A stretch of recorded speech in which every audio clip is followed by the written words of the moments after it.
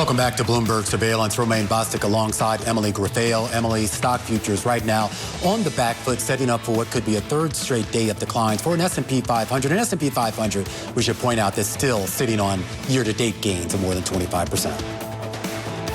You see the euro dollar right now relatively unchanged on the day. Your 10-year yield moving slightly lower, actually now starting to pick up steam, down about 6 basis points below that 4.6 level. The VIX slightly elevated. Crude oil getting a modest bid on the day. And of course, the big story of the year, not necessarily the big story on the day, that has to be cryptocurrencies. Bitcoin unchanged on the day, but of course, a little bit earlier, it did make that phenomenal run to about $106,000, more than doubling on the year, and that comes after more than doubling the year before.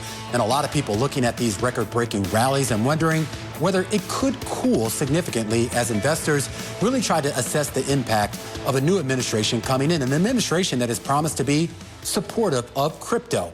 Perianne Boring is at the Digital Chamber, which are one of the main groups in Washington lobbying on behalf of the sector. She's saying that with the new administration coming in, quote, the war on crypto is over, saying this administration prevents transformative opportunities for crypto adoption, leveraging executive powers to implement impactful policies. Perianne joins us right now to talk a little bit more about that. And we talk a lot. I mean, there's always, I'm sure you've heard all of the criticism that there really is nothing fundamental driving cryptocurrencies. And, you know, I don't know if that's always been true, but it's certainly going to change next year as we have a lot of policies, at least policies that were promised on the campaign trail by the Trump administration, that at least on the surface stand to be relatively bullish for the crypto space overall.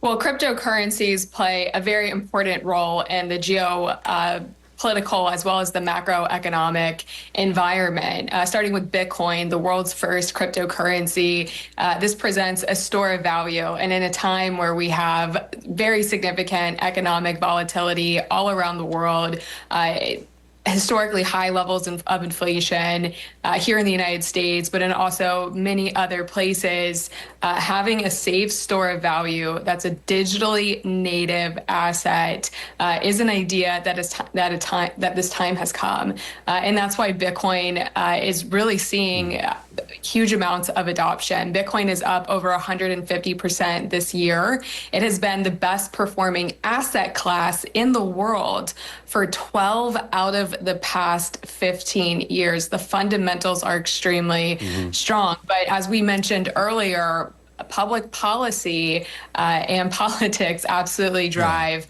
what's happening in the markets. And we've had a huge political attack to try to stifle the adoption of Bitcoin and cryptocurrencies, and that is now over with the election of Donald Trump. Well, let's talk about why it's over. We talk about the lobbying campaign by the crypto industry. They put a lot of money, not so much just into the presidential race, but really a lot of the congressional races as well. They seem to do pretty good. You have a White House administration that appears to be crypto friendly. You have a Congress that, at least on the surface, appears like it might be a bit more crypto friendly. There's got to be follow through, Perianne, on this, though. You can't just sort of say we want to do these things without doing them. Do you think we're going to see that follow through? Yeah, no, that's absolutely right. And personnel is policy. And if you look within the Trump administration, in the cabinet that he's assembled, there are multiple pro-crypto and pro-Bitcoin people that will be serving in the cabinet, including our incoming Treasury Secretary, Bassett, who's said multiple positive statements about Bitcoin on the record. We have Robert F. Kennedy, who's probably the most bullish candidate on cryptocurrencies in the history of the United States.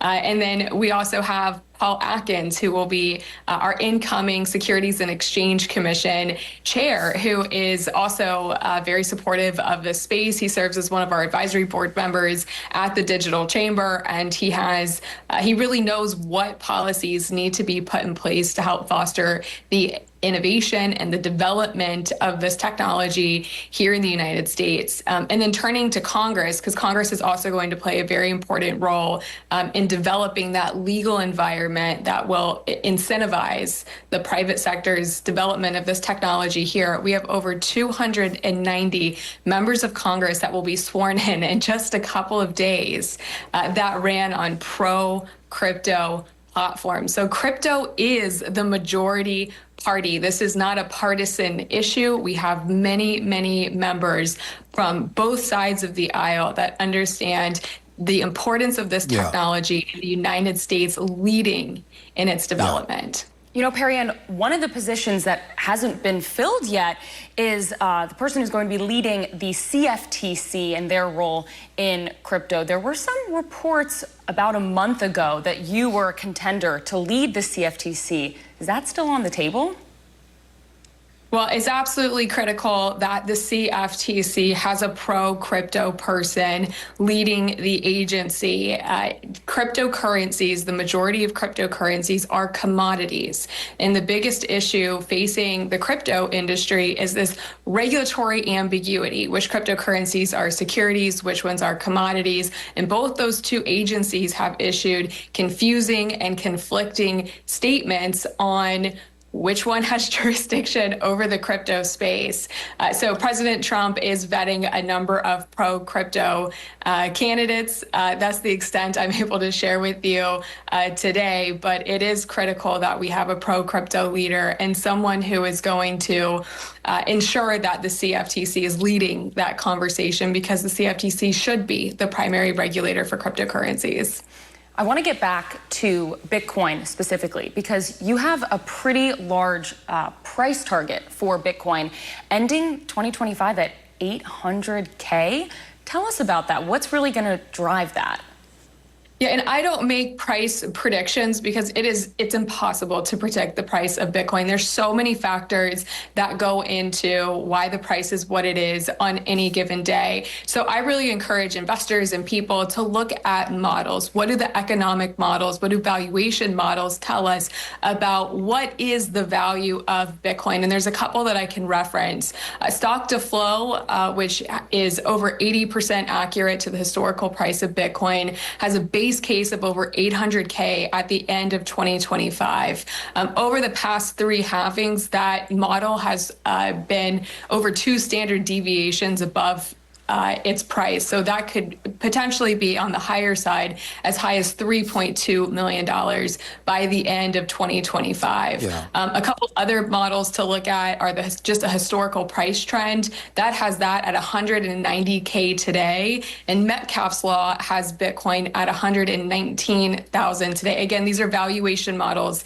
These are not price predictions. These are looking at the features and transaction volumes and the historical price of Bitcoin to see what is the value today. And what the models are showing us is that Bitcoin's actually undervalued, and we still have a lot of appreciation opportunity all throughout 2025. I'm curious, broadening this out from just Bitcoin, because there is this hope that with this administration coming in that is more pro crypto than potentially the last administration, this idea of where we see a broadening out of the cryptocurrency space, or just digital assets overall. There's been a lot of talk about just the whole digital ledger technology might get a boost, and we might see more sort of hard assets sort of being put into tokenization. We might see the creation of new types of coins and things like that. Are you expecting a broadening of the industry beyond just the big tokens that we talk about, like a Bitcoin or something like Ethereum?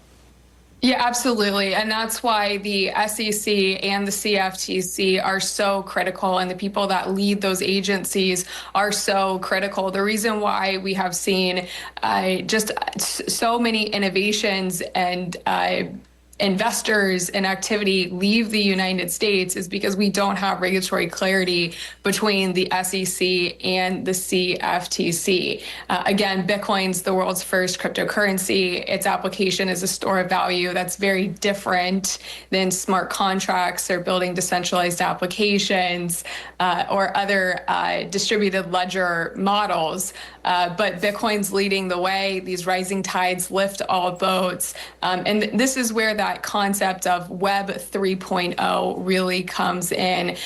We are rebuilding the internet using blockchain technology, and this is going to impact almost every industry you can imagine, similar to the internet. This allows us to facilitate peer-to-peer transactions in a digital way, and this is going to not only change the financial services industry, but change the way that we share data and things of value over the internet.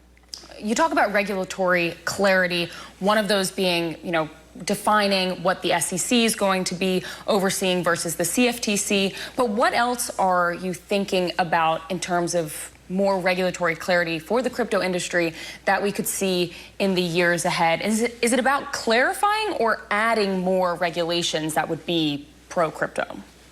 Well, clarity is one of the biggest issues. Having these confusing and conflicting statements and speeches and stances from the SEC and the CFTC has just completely stifled innovation here in the United States. So that's really step one. But there's so much more that can be done to incentivize the development of this advanced technology here on U.S. soil. Everything from being able to have a registration process to get more regulated products to market.